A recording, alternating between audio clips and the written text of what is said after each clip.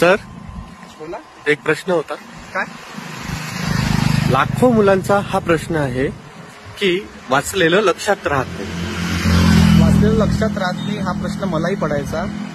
परंतु जेव्हा मी सराव केला, काय होतं माहित आहे का, की जेव्हा आपण एखादी गोष्ट वाचतो आणि एकदा वाचतो ती गोष्ट कधीच लक्षात राहत नाही. मुलं अभ्यास करतात परंतु अभ्यासाचं रिव्हिजन होत नाही. एक उदाहरण देतो. मला बालवाडीमध्ये माझे मित्र कोण होते हे मला आजही आठवतंय. का? कारण मी त्या मुलांच्या संपर्कात आहे. पहिल्या वर्गामध्ये 10वी पर्यंत शाळेमध्ये मला शिक्षक कोण होते, प्रत्येक शिक्षकाचं नाव मी सांगू शकतो, कारण मी त्यांच्या संपर्कात आहे. कॉलेजमध्ये असताना किंवा आता या सोशल समाजामध्ये मी जगत असताना कोणाला मी भेटतो, कुठे जातो, काय जातो, जे लोक माझ्या संपर्कात आहेत त्यांना मी ओळखतो. तसं अभ्यासाच्या बाबतीत असतं. तुम्हाला त्या अभ्यासासोबत, त्या विषयासोबत, त्या मुद्द्यांसोबत, त्या प्रश्नांसोबत, त्या उत्तरांच्या संपर्कात राहावं लागेल, म्हणजे सराव करावा लागेल.